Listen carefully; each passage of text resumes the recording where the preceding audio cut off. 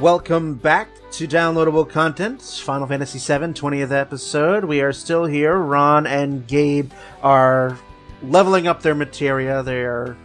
I've got my shiny new snake slippers on right now after killing and skinning the Midgar Zolom. Yep, that's good. That's good. Everyone, you're raising your chocobos, mastering your summons, all that fun stuff. But yes, let's pick up where we left off. The game finally opens up. You are out on the world map, and just the theme for the map is one of my favorite themes in all of video games. It's such a beautiful theme. You also get to see for the first time exactly how much life energy has been sucked out of the surrounding area of Midgar. Yes. And holy shit, Midgar looks like a fucking wasteland. Yeah. And everything, and within two screens, which I'm sure for walking distance would probably equate to 50 miles. But basically within a 50-mile radius in Midgar, it's radioactive wasteland, and past that it's just all healthy and vibrant and lively and green, and holy dear shit, you guys have really fucking ruined your local ecosystem. Yeah, a bit. It is a very, very desolate area of the world. So, and then, oh, wait a minute, now there's lush greenery. So we go over to Calm, where the game it doesn't even imply, it just tells you, where are we going? Oh, we're going to Calm. All right. So you go to Calm, and it serves as a function not only for a giant block of exposition that is about to come your way, but also I think the focal point for one or two side quests.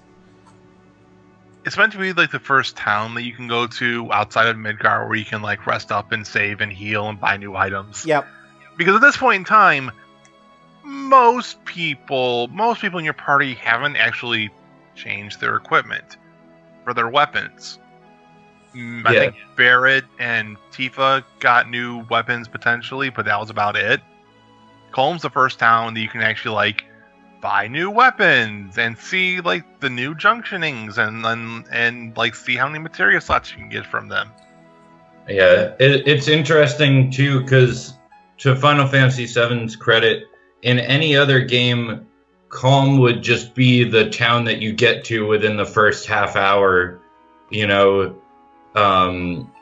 the establishing town. At least back then, a lot of the games, you'd leave wherever you start from, and then you'd arrive at the first town, and it would be sort of like Calm was.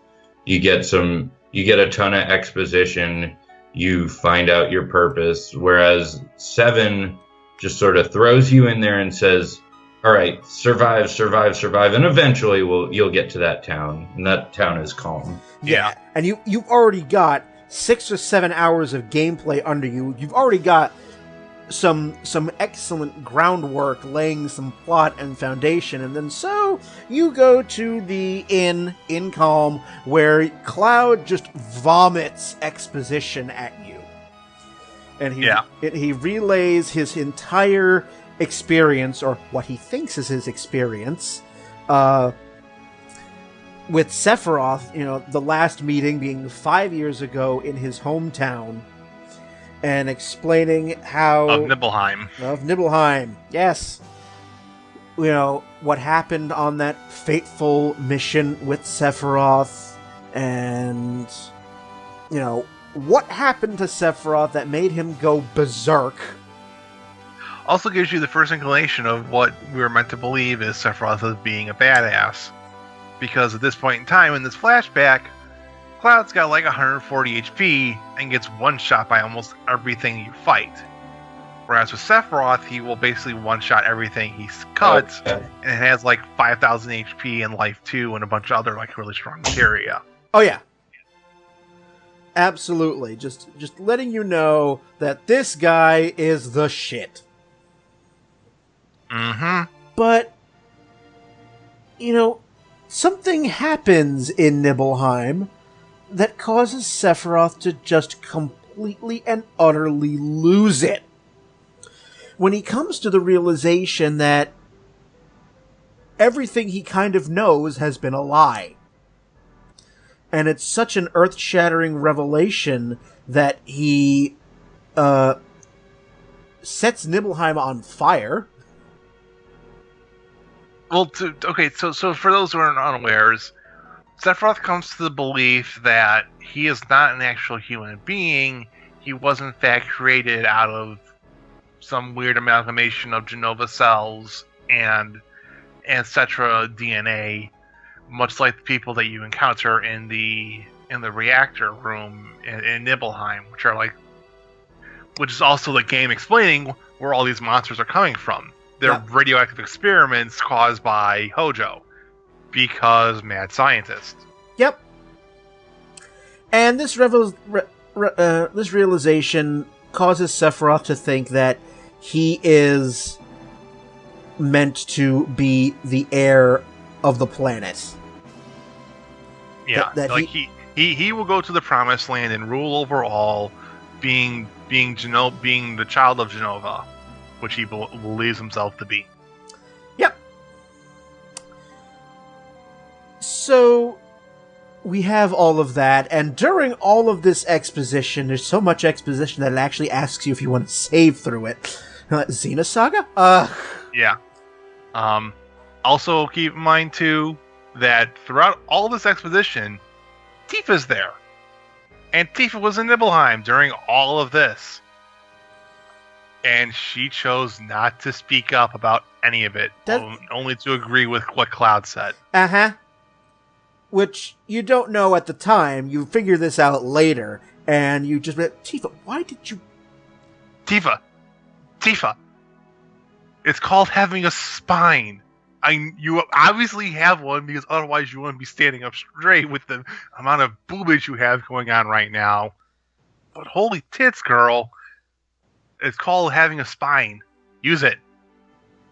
Yeah, I think the narrative would have been so much different if at that point in the game, Tifa just went, no, that's not what happened.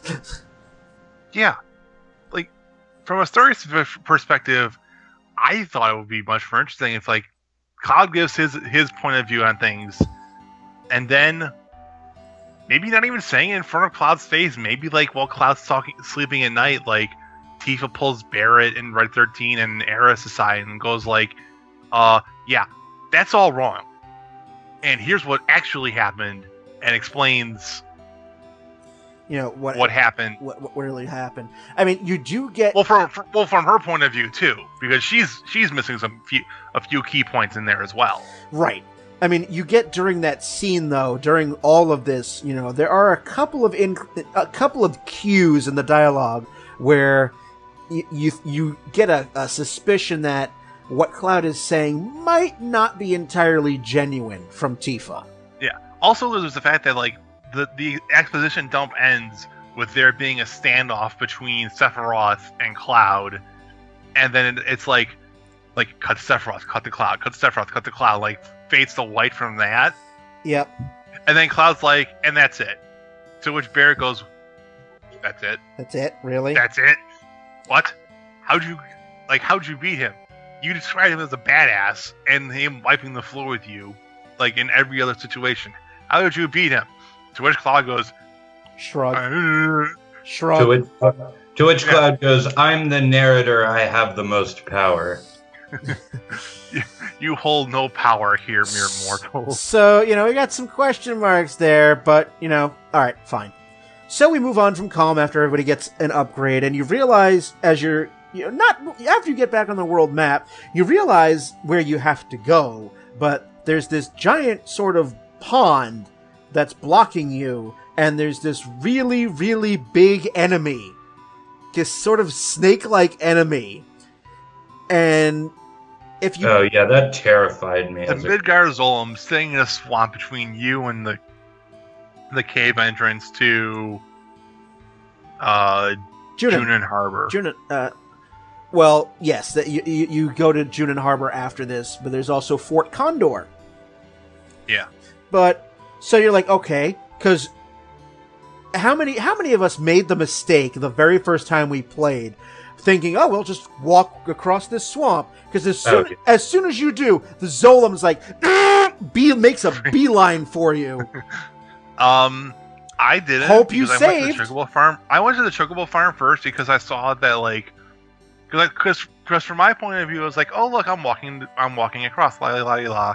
Oh look, there's a farm here. Let me go check it out. Ooh, wait, there's chocobos here. Sweet. Does that mean I get a chocobo? And then it's like, oh, I actually have to be here. Yeah. Then you realize, oh well, how do I get across this? Because hopefully you would just recently save, because at this point the Midgar Zolom will kill you. Yeah. Like he will either bite you guys until you're dead, or he'll cast Triad and one-shot you entirely. Yep. Your entire party. So, yeah. Yeah.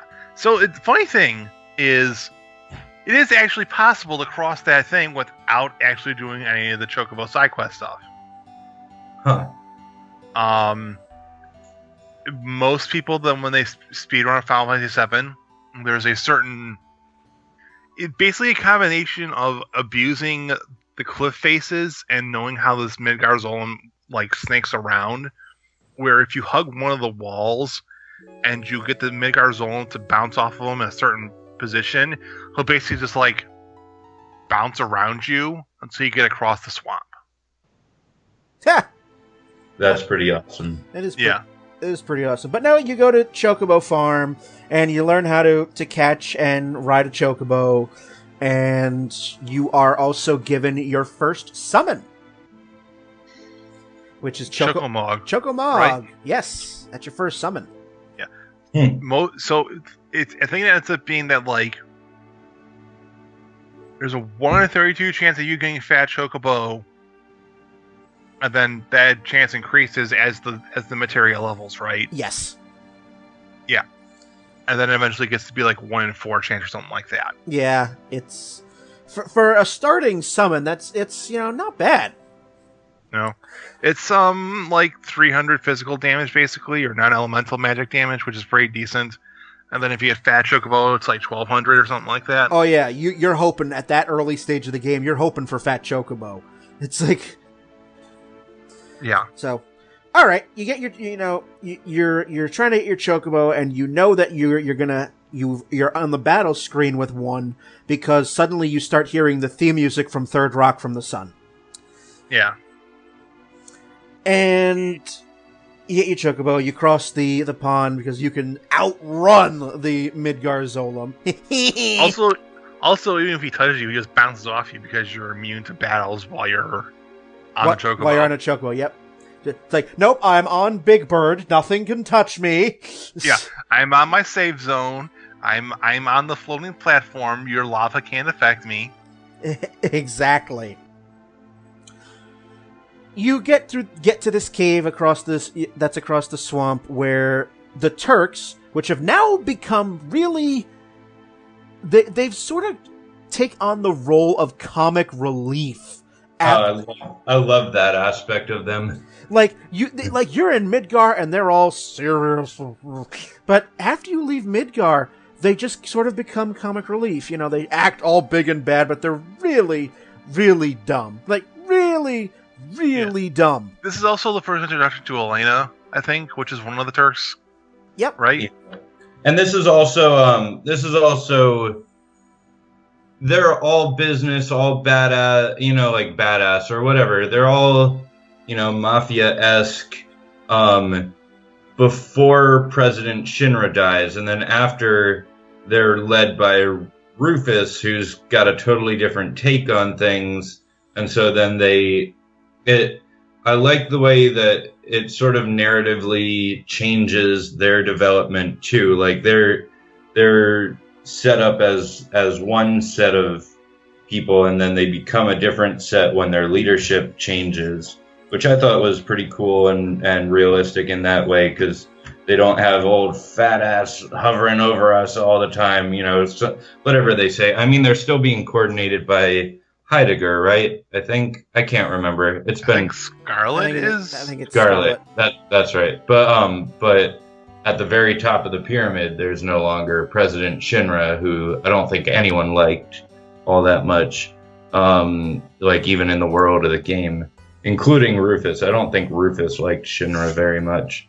But yeah, before you get into the cave, I would be remiss to not mention that after, in the experience of someone who didn't just run into the Chocobo farm and get a Chocobo before even getting to the marsh, having been faced by the Midgar Zolom, which just wipes you out, and then you finally are able to get across the swamp, before you get to enter the cave, there's a Midgar Zolom impaled, right? That's right. Yeah. On the Sephiroth you sword. get a very small cutscene where he's not impaled on Sephiroth's sword. He's impaled on a tree. Oh, he's impaled on a tree. That's right. It basically looks like Sephiroth fought a Midgar Zolom, and instead of killing him with his sword, just grabbed the tree and impaled the son of a bitch on it. Which again just builds Sephiroth up that much more, and I do admire the way they just build this mythos and this all-powerful character in Sephiroth just by symbolism and implication and Cloud's faulty narrative, Yeah. You get through the marsh, you get into the cave, you meet the Turks, again, there's that music, do-do-do, and Is this do you get the long range materia in the cave, or do you get it after the boss fight in Junin Harbor? Which one? The long range materia. I feel like you get that in the cave, but I don't know. Yeah. So you do get that in the cave, yes. Okay, so for those unawares, there was a concept introduced in Final Fantasy VII where if you didn't have a ranged weapon, certain enemies you just straight up could not attack with your melee characters. They didn't have that in 6? I thought they had that in 6 for some reason. No, that was not in 6. Oh. And it's kind of realistic. Like, no guy with a sword should be able to stab a bird or a flying helicopter or anything like that. Yeah. Which makes sense. And with the long range materia, you can have your melee characters now attack the flying enemies, basically.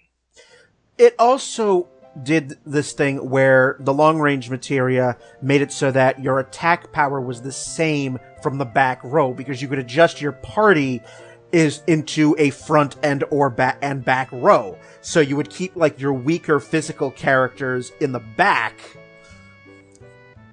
and you could give them the long range materia so they could also do a physical attack, which would have the same effect as if they were in the front.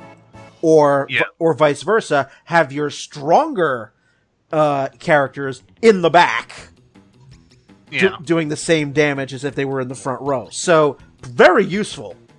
Yeah.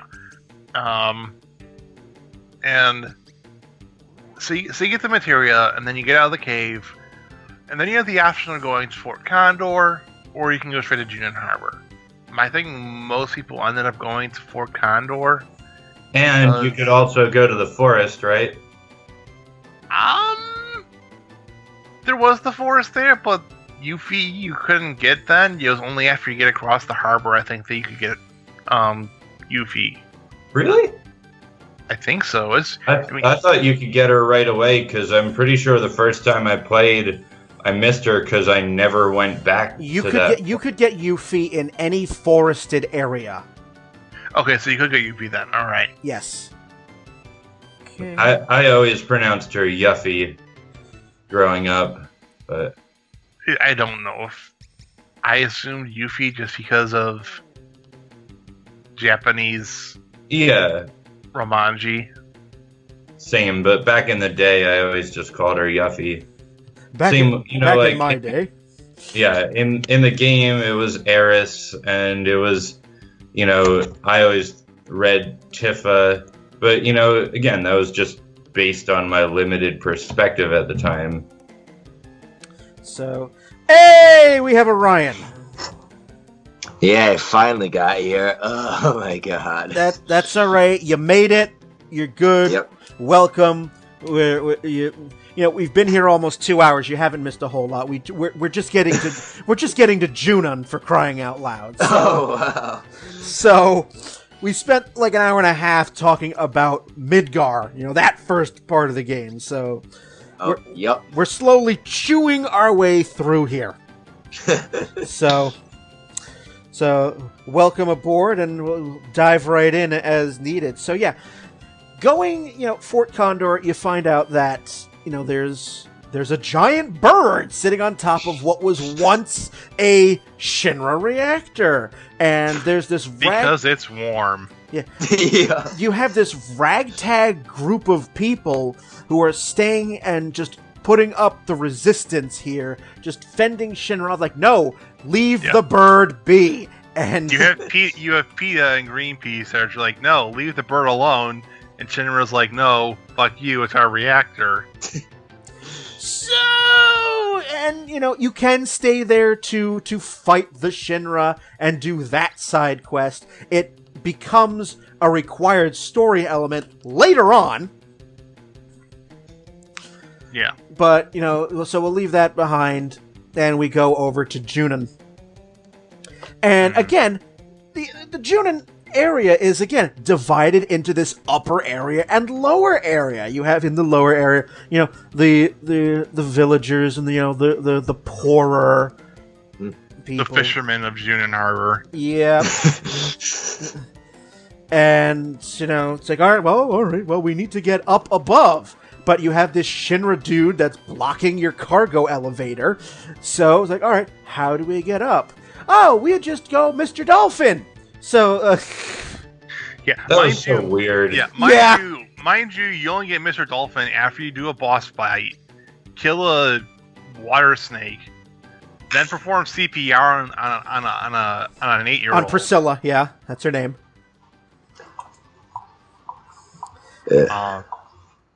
And so you perform CPR. The dad's grateful. You get to spend the night at his place. You get the Shiva Materia. Yep. And then the 8-year-old calls over Mr. Dolphin. And then you do a little mini game of launching yourself onto the electric scaffolding. And oh my god, the depth perception. Ugh. Yeah, fucking. Like you think you would have it perfectly lined up. No. Yeah, you're off by 5 feet. You're off by 5 feet, or you did not get to this pixel because of the way that the camera is situated. It's like, oh god. So after that charade for 400 years, you get climb the scale. Go ahead. You climb up the tower. You make it to the top, but lo and behold, you're in you find yourself in a military sort of outpost. Like, oh, Shinra's got a little bit of a military base here. Well, they do have a big ass cannon on top of this harbor for no reason whatsoever. So yeah, it's just there. It's just there. So yeah, it's a military installation. The high winds here, and there's a parade going on for the Rufus. installation of Rufus. And one of the guards like, you there, and you think you're about to get caught again, but no, you're out of uniform. And so you Cloud even says this. It's like, oh, it's been a long time since I've worn one of these. Yeah. And you have you this whole elaborate scheme of sneaking into the back of the parade because it's already begun, and you have the music, and you're like, and yeah, you get TV producers that give you money based on how poorly you increase their ratings. Which, all right, that was cute. I just didn't fucking care. I was just like, all right, you know what? Nah, let's move the game on. I don't care about ratings. So another thing that's important too is you have a very small window, relatively speaking, between the parade and the boat infiltration. Oh. Where you can go into the shops here and buy things. Yes. And I the do. things in the the things here are relatively expensive, but they're also really freaking good. You get like counter and poison, and there might even be some weapons and armor that give you double materia growth. Like, ooh. Those come very much in handy for certain materia I've liked to use with that, aka KOTR, which I have. I love doubling. I just love getting experience for that many times. Yeah. And then you have to do a little performance parade, like showboaty thing for Shinra, for Rufus. For Rufus. And based on how well you do, you can get an item from him. And it can vary from like a potion to some accessory. I forget what, but yeah, depending on how well you please Rufus Trump, you will get a you will get a certain item. So you all sneak away onto this cargo ship because, you know, the scuttlebutt says that, oh, where's Sephiroth? He must be here. How else would he cross to the other side? So, you know, it's hilarious seeing Red 13 in a sailor outfit. As he's trying to stand up and walk around on two legs. Which he does a pretty good job at, admittedly. Except for the fact that his tail is poking out the back of his butt. And nobody notices! This is like... every single Shinra soldier and sailor on that ship, they're all stormtroopers. They're like, huh? Yeah. They're all Metal Gear Solid guards. Huh? Yeah. So you do some exposition. You find out that somebody snuck onto the ship, and to which you think, oh, it must be one of your party members. Well, you go check with all the party members, and wait, everyone's here, and there's still alerts going out for looking for this mysterious individual. Who could it be? I don't know.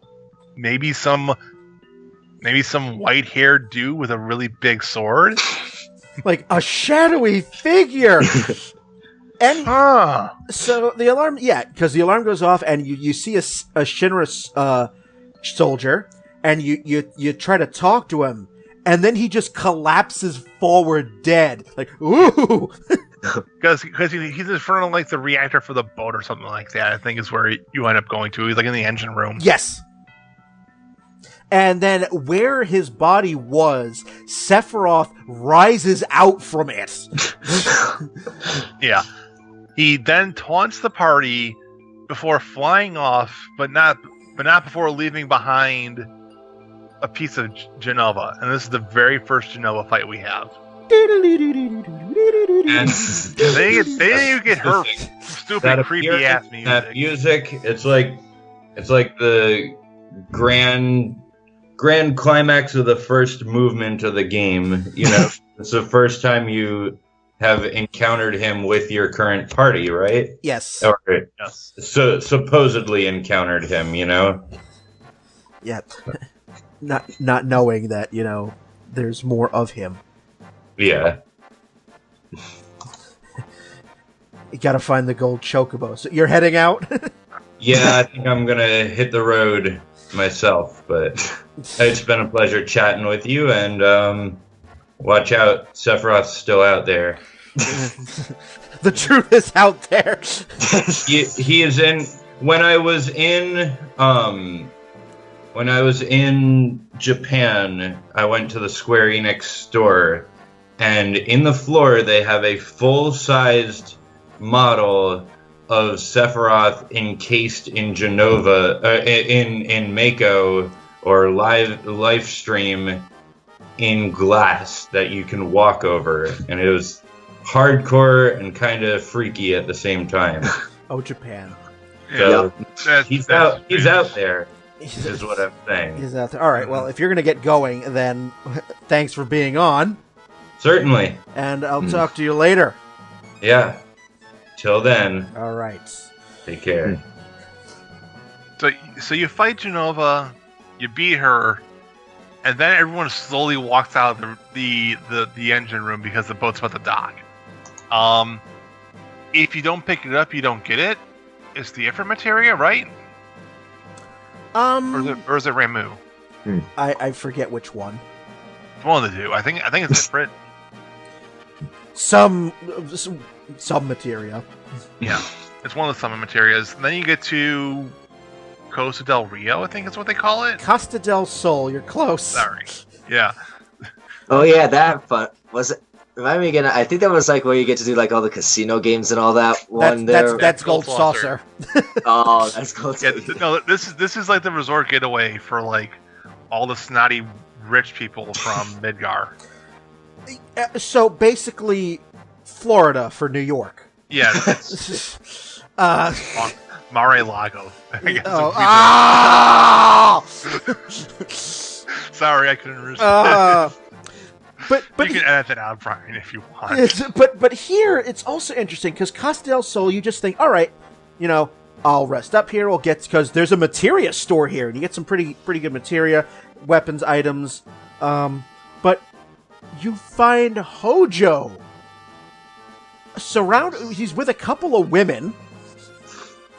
I'm like, what? Yeah. Dude, you have pastier white skin than me. How do you have two women with you? Hojo's on a vacation.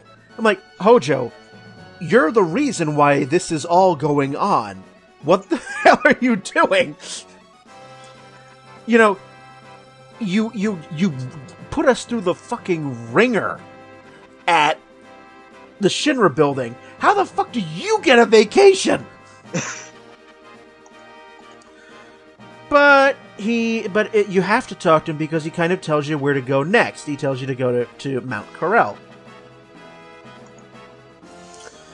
So, all right. So you have this scientist who really you should have put a bullet in him. Game over. End of game. You go to Mount Corel, and when you get there, you find that Barrett is getting a rather nasty reception. A very nasty reception. And you don't know why as of this point, but you get the feeling that there's going to be some exposition. Yeah. That's some exposition, and so they're like, all right, now we go to the Gold Saucer, because even though in this town that's been decimated to shreds, there is still, for some reason, a rail car to Vegas. Okay, fine. So you go to the Gold Saucer, and it is a fucking carnival, and the music is bouncing, and it's joyful, and you immediately, you get there, and you go, oh, wait a minute, I have to actually pay? Yeah, I remember that. No, the thing that pissed me off was that you had to pay to use the save point. Oh, yes, how could I have forgotten about that? You had to pay 5 Gold Saucer points, GP, to use the save point. And, which of those casino games, if any, annoyed the living crap out of you that if you ever tried to play any of them? The one where you had to give the Mog the right Kupo nuts so he could breathe. Oh, yep.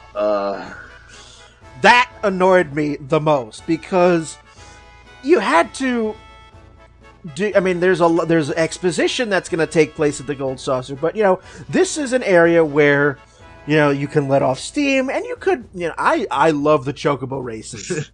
That was so fun. And also, if I remember correctly, too, the chocobo racing was how you could also get good items so you can actually breed the golden chocobo, if I remember that correctly, right? And if you did the chocobo side quest, then yes. Yeah. Also, you needed the Gold Saucer to gain enough points so that you could go to the battle arena. When you got enough battle points, you could get Omni Slash. Cloud's. Oh yes, I remember grinding it through those mini games so much, and it's just like finally I could get Omni Slash and killed a certain SOB. Well, yeah, I waited to get Omni Slash at the until, on disc 2, because by that time I had acquired the accessory ribbon, and I had put it on Cloud and gave him all of the HP plus materia. So I'm just like, all right, come at me. Fine. Come at me, bro. I will paste all of you. Because when you do that battle square, every time after each enemy, there was a modifier like, oh, you're poisoned, or no, now you're toad. But if you drew one of those and you had ribbon, and also did that come in handy against insta-death from a certain weapon? A certain... which one? I mean, good lord. But Emerald, I believe, was the one. Was it Emerald that caused insta-death, if I remember correctly? Well, Ruby was the one that insta-death people. Oh, yes. So, I mean, yeah, you get to the Gold Saucer, and there is, you're not just here for fun. There is some story that happens here as well, But you find out, you meet Kate Sith, who, even when I played it the first time, I never used them. I didn't use them the first time, and I didn't. I don't think many people use them, because at this point in time, they were probably pretty well set on having Cloud and then a couple other people. Maybe Yuffie if you went and did her side quest stuff. Yeah, maybe Yuffie at this point. It's just that, I only used Kate Sith for a little bit when I played it this most recent time, because only to get the Steam achievements. Like, you get a Steam achievement if you use everyone's level 1 limit break, and then you get a Steam achievement if you use everyone's level 4 limit break. But I never even bothered leveling up Kate Sith to the point to get that. I had the item to get the level 4 limit break, but I'm just like, no, I don't want to. No. Just no. So you get that, and then you get to Barrett's story, because there's an incident that happens in Gold Saucer where someone gets killed, and one of the witnesses says... By someone, it's a lot of people, actually.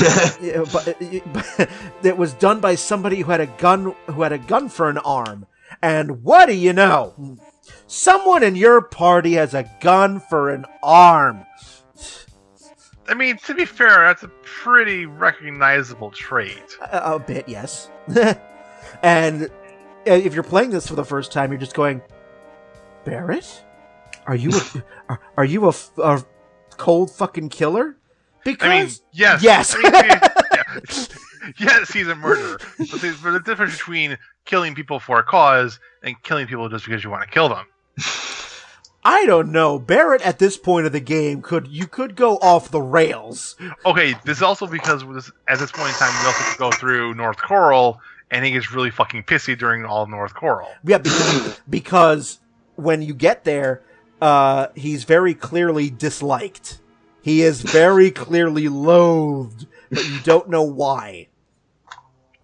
But, somebody with a gun arm killed one of our employees, and so, lo and behold, all of you get shunted down into the desert prison. Which is literally a prison on the bottom floor of Gold Saucer, and you can leave whenever you want, except for the fact that you have to walk through the goddamn Sahara Desert to get out. Only Sahara Desert in real world would be like 5 steps in Final Fantasy VII. Also, not to mention that the entire desert area on that map is surrounded by quicksand, so you could never ever. Yeah. So, all right, you find out why Barrett is, persona non grata. Because exposition.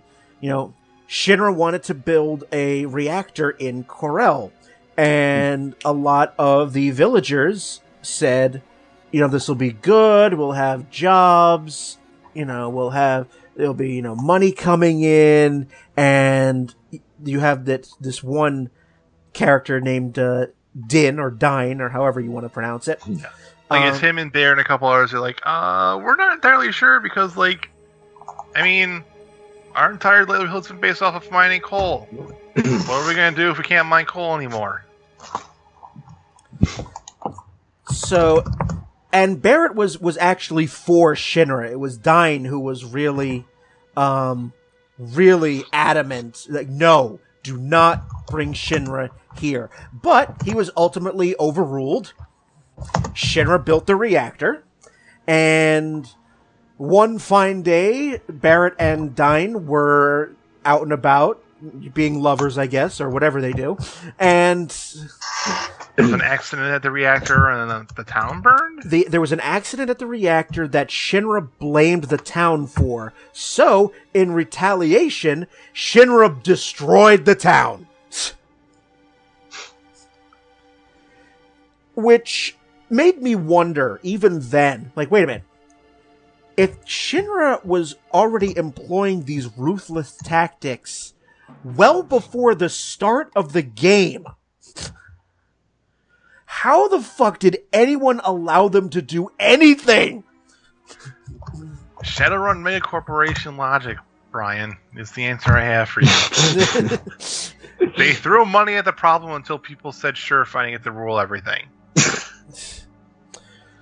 So, and that's also where you find out where both Dine and Barrett got their gun arms.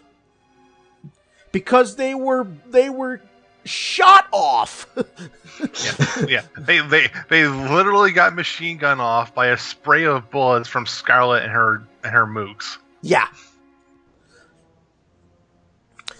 So it leads to this actually pretty sort of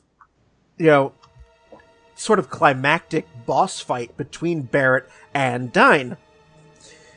And obviously, you have to win this boss battle to progress with the game. So,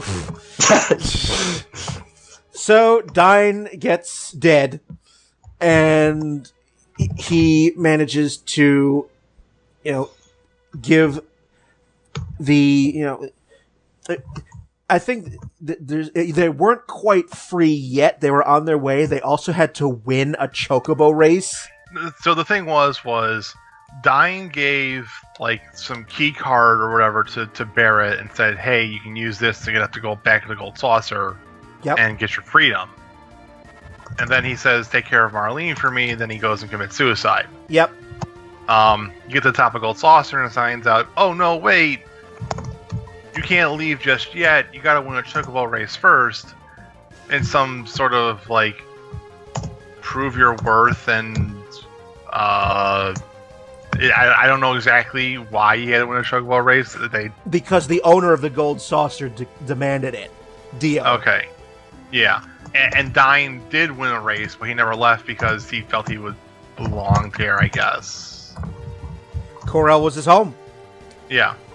So you win the chocobo race because it's actually kind of really, really easy to do so. Yeah, my strategy for the chocobo race was to just completely blow all of the chocobo's sprinting stamina right at the start, and just sort of sloth my way to the end because I had built up such a gigantic lead. Yeah. And to be fair, it's one of those ones where you're kind of like meant to win just so you can progress the story forward. Yeah. You also can get Ramu here, I think. Then you get not only do you earn your freedom, you also get the digger. Yeah, the buggy. The buggy. Which lets you cross some rivers and then get to Cosmo Canyon. Yep. And Kate Sith joins your party at this point. Yeah, like officially joins. Also, then you get to Cosmo Canyon, you meet with Red 13's grandfather. Bugenhagen. Who is like 150 years old man who floats around. It's all he says. Hoo, hoo, hoo. All right, Master Roshi, we get it. You also get some more exposition and plot dump on you. You do. And also turns out, hey, by the way, all that bullshit that Avalanche was saying about the planet being alive and like we're draining the planet's energy with Mako energy, yeah, You're right. Yeah, that was actually all absolutely true. Although that's the reason they believed it was just because it was like natural resources. No, it's more or less soul energy. Shinra's converting souls into energy for TV and bullshit. Yeah. So keep in mind when you're playing Final Fantasy, that television show you're watching was paid for by the souls of dead people. Literally. Brings a whole new meaning to selling your soul for a game. Yeah.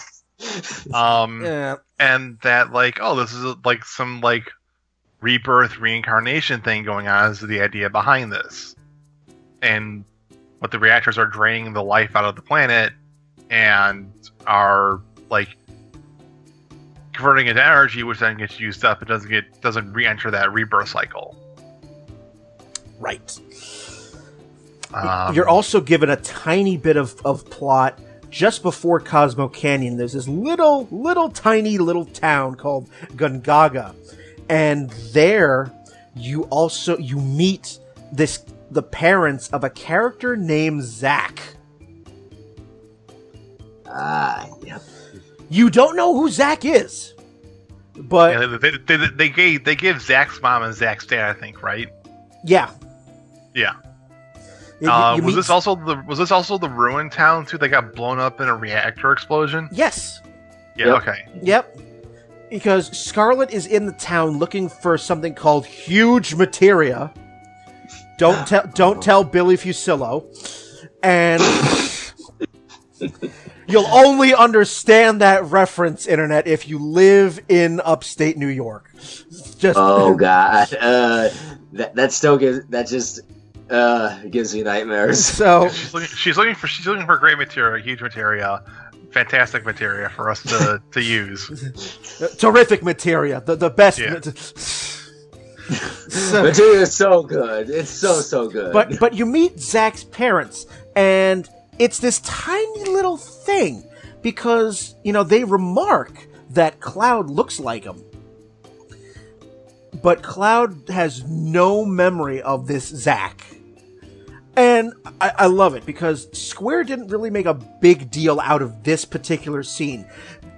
It was kind of treated almost like run-of-the-mill NPC dialogue. Yeah. But also keep in mind too, you can entirely ignore this town too. You don't even have to go to this town. That's completely optional. Yeah. I mean, when you do though, you get another meeting with the Turks. They find a dessert. You get this whole thing about the huge materia, but yeah, you can avoid this. So then you go to Cosmo Canyon, you do the whole thing with Bugenhagen. Yes, the planet is actually alive. The live stream is a thing. And you then have to go into the depths of Cosmo Canyon and clear out a bunch of undead creatures. Oh, yes, for Red 13's exposition. Yeah. So that's something I kind of wondered. So was Cosmo Canyon sitting on a gateway to hell or something? Because they never really explain where these undead people came from. There was a war that had taken place there. All right. And Red 13, for his entire life, was under the impression that his father was a coward. Because his father was... He felt that his father abandoned them during that war. However... Bugenhagen takes Red 13 and the party through the area of Cosmo Canyon that was sealed off. All of the enemies that are in there are ghosts from the tribe that they were at war with. At the end of all of this, after the boss, you find out that no, actually, Red 13's dad, Sito, was not a coward. He actually fought them off single-handedly.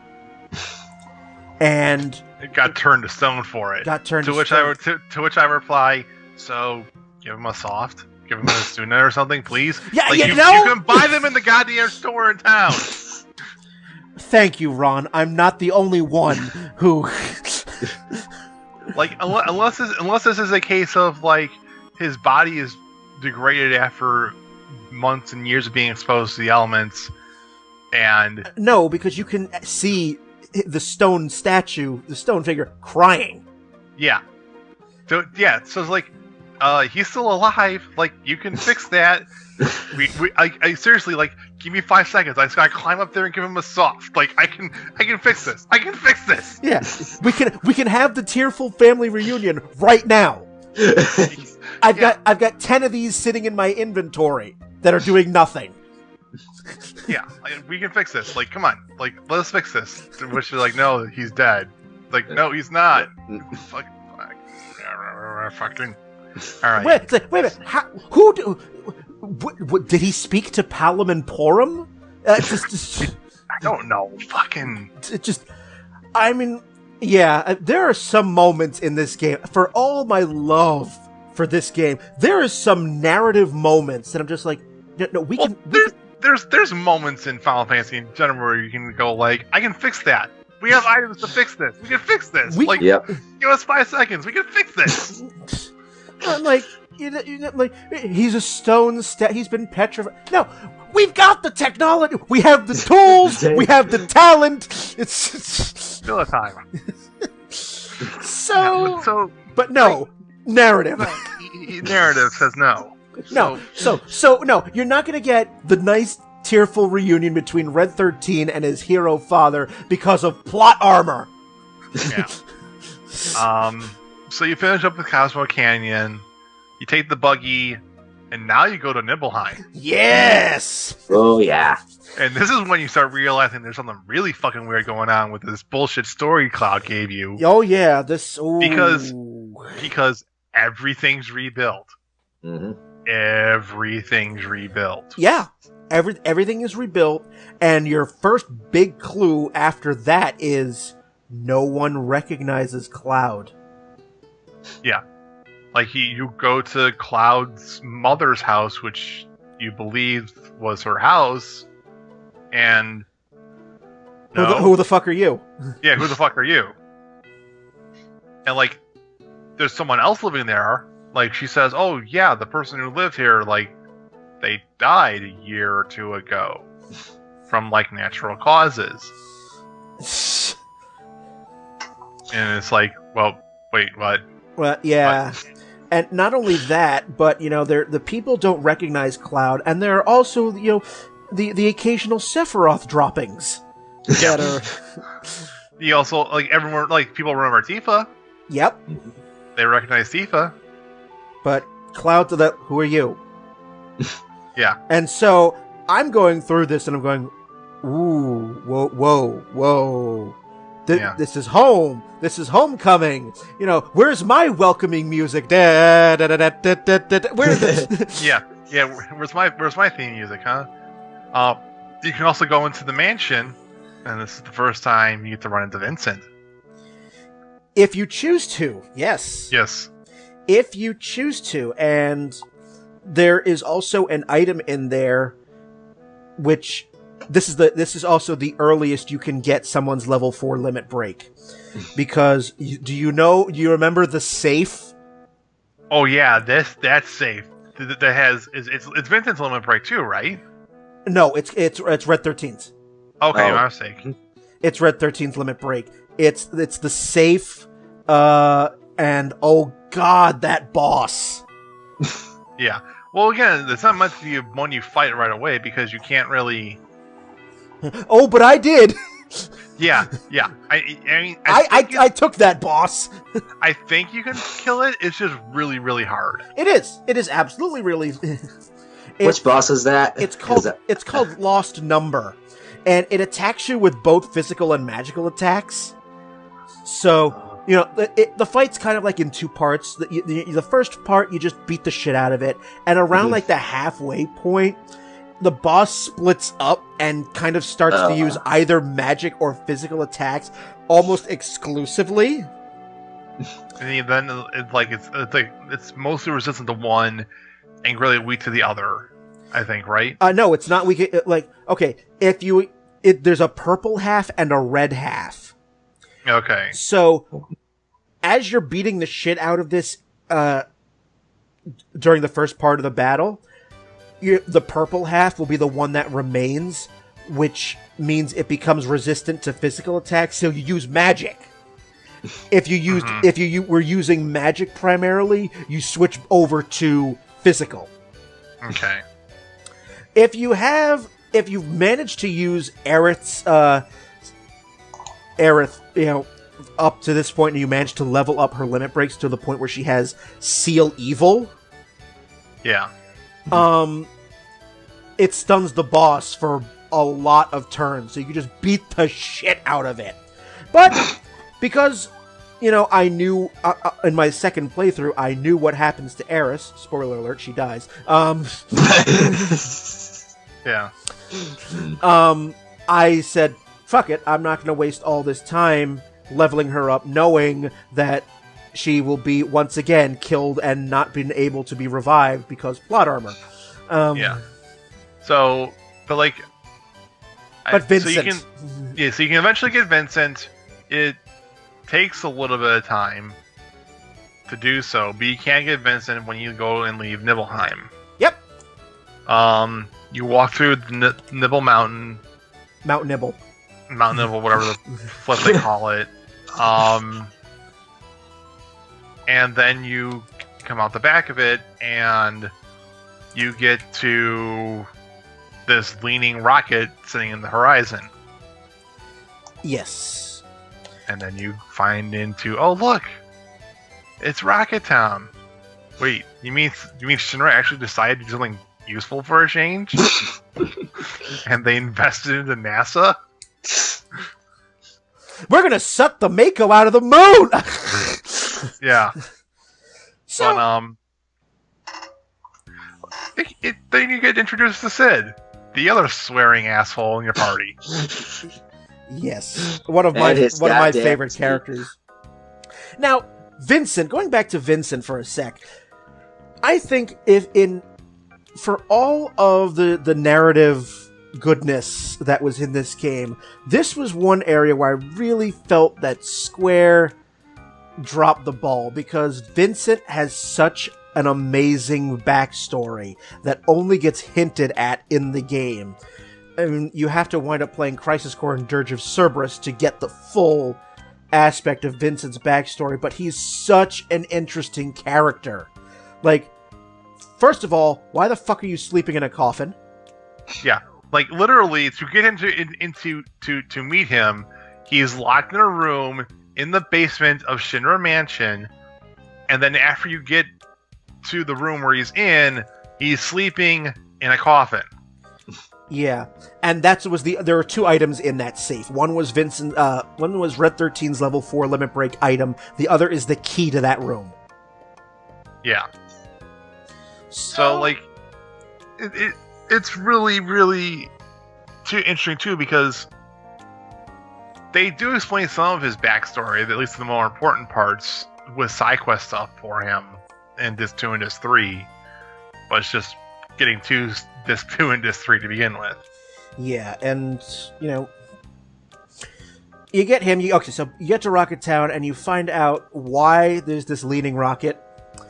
Because Sid had aspirations of being an astronaut, but one of his assistants, in the name of safety, thwarted that at the crucial moment because something was broken, and Sid realized Sid's heart grew 3 sizes that day, and he's like, oh, I can go into space, but then she dies because she's gonna burn up when the rocket, the ignition goes off and incinerates that cargo hold.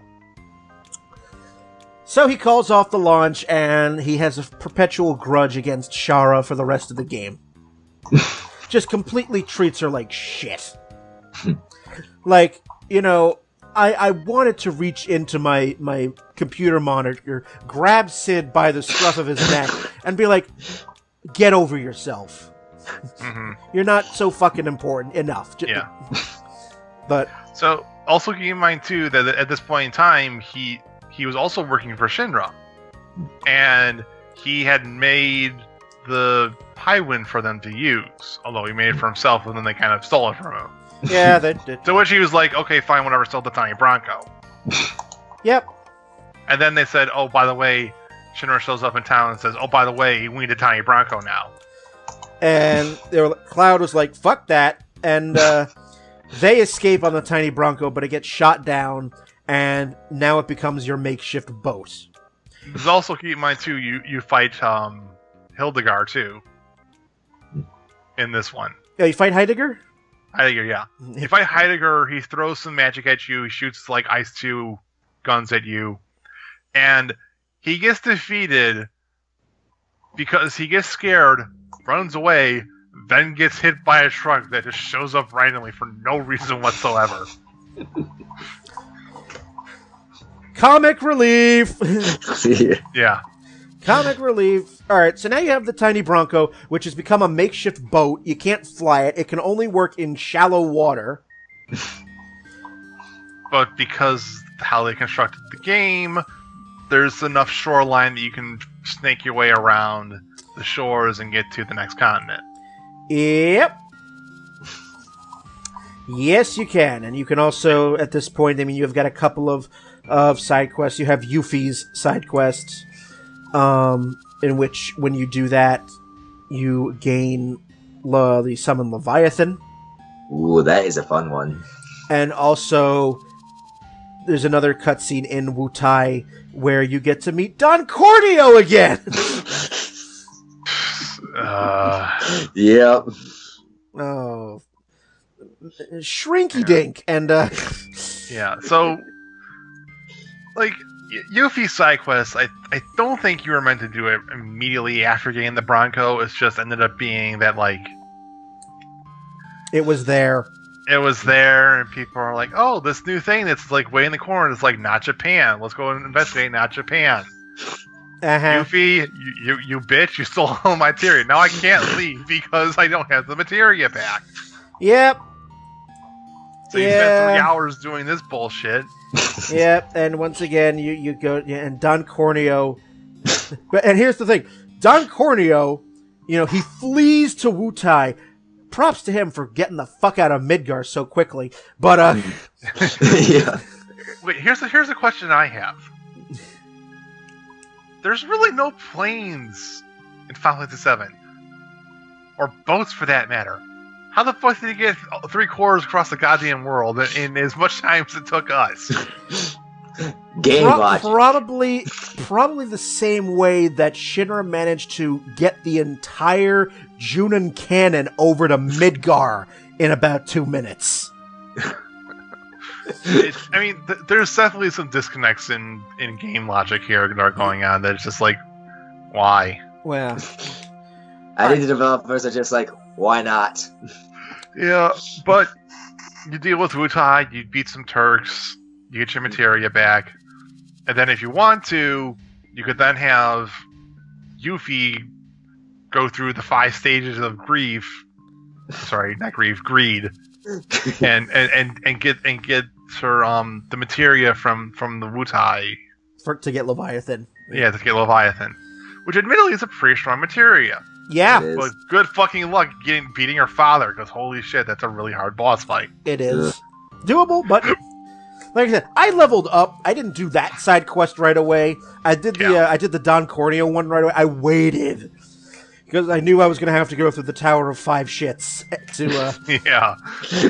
So you can deal with Yuffie, but then you go to the Ancient Pyramid next, right? The Temple of the Ancients, yes. Yeah, where you are introduced to the idea of the something called the Black Materia. Oh yeah. Mm-hmm.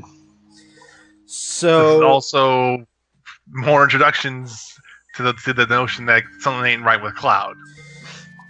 Well, you find out about the Temple of the Ancients. You don't go to it right away, but you're told that you need to get an item called the Keystone to get to the temple, and. Yeah. So, you have to go back to the gold saucer because the owner just happens to have this really, really ancient item needed to get into an ancient temple. Because it looked pretty. I think was his basic explanation. So I bought this because it looked pretty. So, not only did this guy already make Cloud have to win a chocobo race for his freedom, Cloud also has to entertain him some more by doing fights in the battle arena at Gold Saucer. Ugh. But while you're back in this gold saucer for the second time, Cloud goes on a date night. Ooh.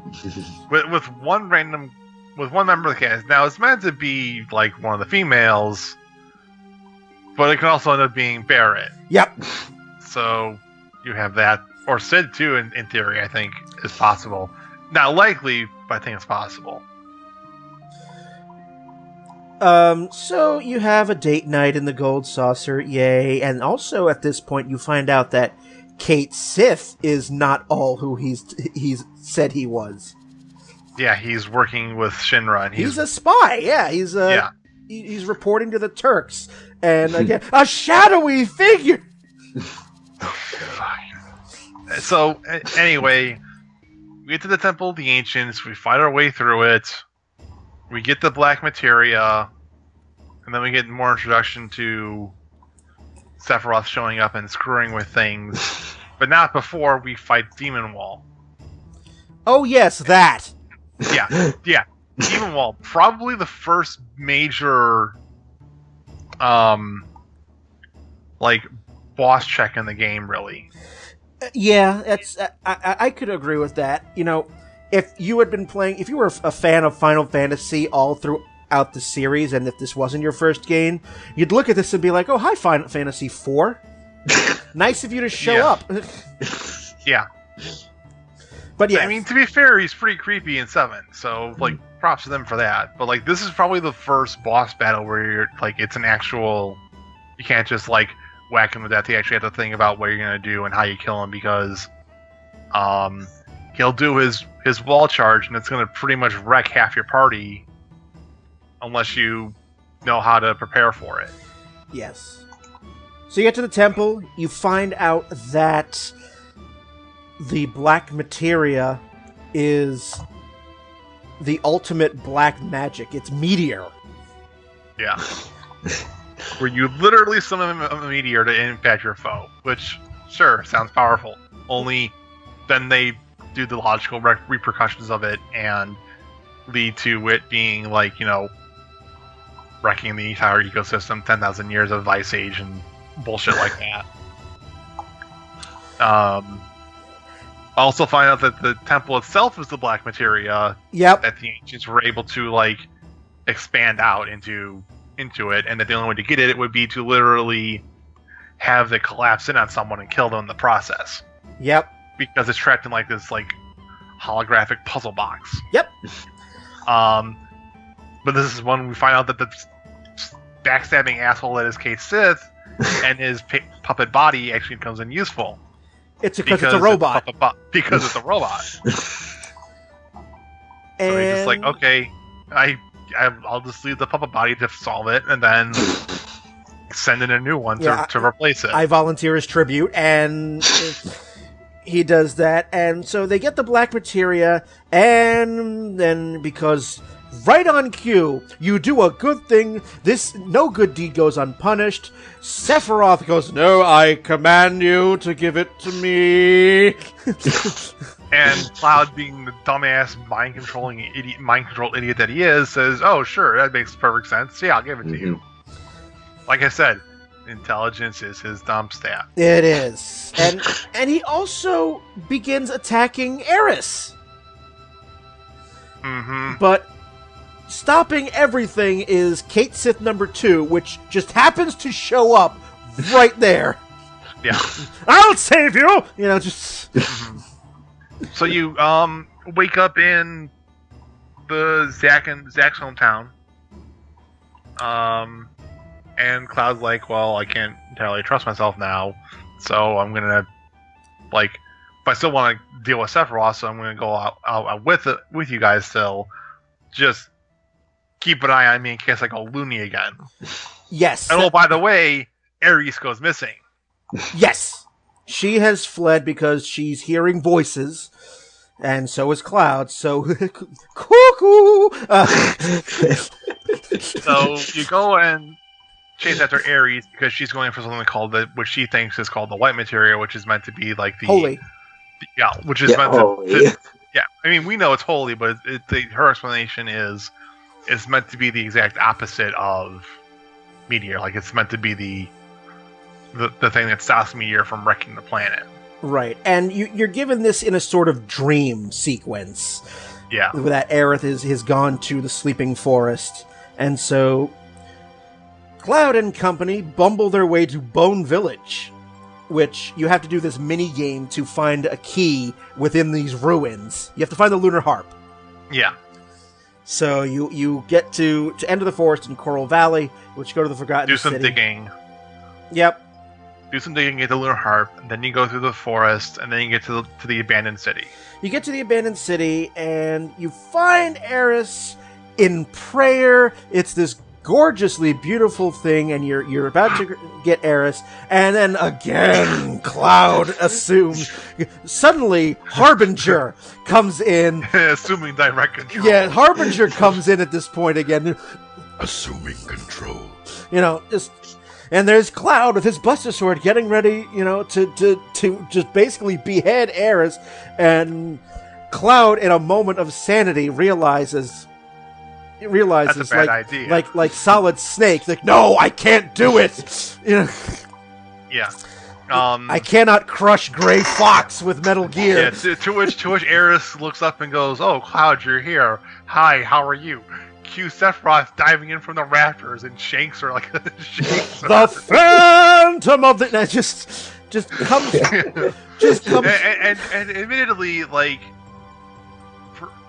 we're making fun of it now, but it's just more so because of the fact that, like, we've had 20 years to years to reflect on it, and it's just like and the first time playing it, like, because the internet wasn't really a thing back then. I mean, it existed, but it wasn't like as widespread as it was. So no one really had the ability to spoil it for you. So it's like, oh, Aerith got stabbed. Well, I'll heal her. Wait, what do you mean she's dead? I'll just again. Wait, what? Like, again, we have the Phoenix Downs. We can do this. Yeah. But no, yes, we're making fun of it, but. When you saw this for the first time back in 1997, or the first time you played it, this is a fucking powerful scene in the game. Yeah, because mind you, too, this is also the first time we hear Aerith's theme. Nope. Oh wait, no, I'm sorry.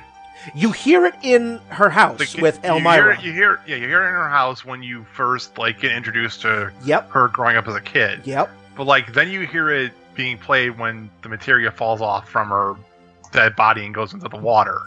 Yeah, and floods of tears at this point. Mind you, the entire music plays while you're fighting Genova too. Yes. After will be the first to admit I saw this scene and I'm bawling.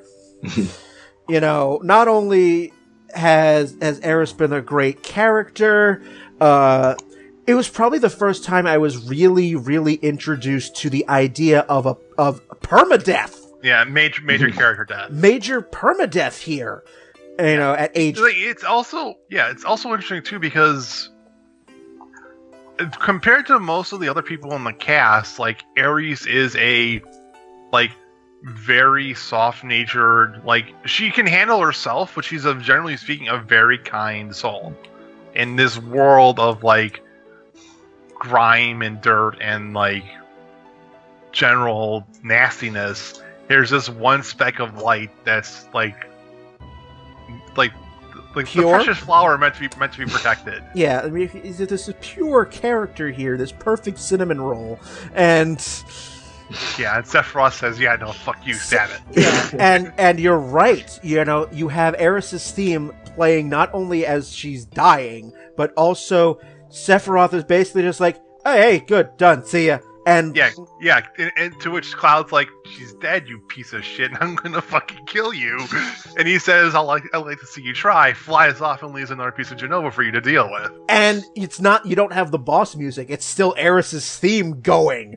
Yeah. So you're sobbing while you're trying to take out all of this teenage rage. Yeah. So you finish up with the thing, you do a burial service for Aerith. Yep, yeah, I'll never let go. Yeah. And then end of disc one. End disc one. End of disc one. So the end of disc one ends on that emotional note. Yeah. And you're just wrecked because you've also lost a healer. Yeah, she was, mind you, she was the best caster in the game. Period. Bar none. She is that. If she's good at one thing, she's really fucking good at magic. And if you were leveling up Eris over the course of disc one, it didn't. And I don't know how many people it occurred to going, wow, she's getting her limit break, her stronger limit breaks really quickly. I mean, it didn't occur to me, but like I once I realized what she why when she died, I was like, oh, she's actually dead. Oh, that explains why I got her level 4 limit break like 3/4 of the way through the disc. And and for years, actual years, people were writing into video game magazines asking if there was some sort of hidden code or cheats to bring Eris back. The funny thing is that there actually is some dialogue on the disc for Eris in disc 2 and disc 3. Oh, don't give them hope. No, I'm actually being serious here. Like, there's actual dialogue for disc 2 and disc 3. But mind you, this is meant, this isn't like, this is her like saying or hum or I agree. Like, it's not like anything. It's not exposition. Yeah, like, and game hacking with Game Genius can give her back to you, but like in those cutscenes, you only get those like 2 or 3 pieces of dialogue. Like, they had basically planned it out ahead of time where she was gonna die. So. And so, it's the end of disc 1, and gentlemen, I don't know about you, but we've gone 2.5 hours, and we just got to the end of disc 1. Okay, to be fair, I think disc 2 and 3 we can blow through a lot faster because a lot of the story stuff does happen in disc 1. It does. However, again, it's been almost an hour and a half since we can take a break. We'll take a second break. For the third half. We're going Douglas Adams here because now I really do need to pee at this point. So we'll take another break, and on the third half, we will go the rest of the way. So on that, we will sob over the death of Eris here. You're listening still to Downloadable Content. 20th episode, Final Fantasy VII, will return again.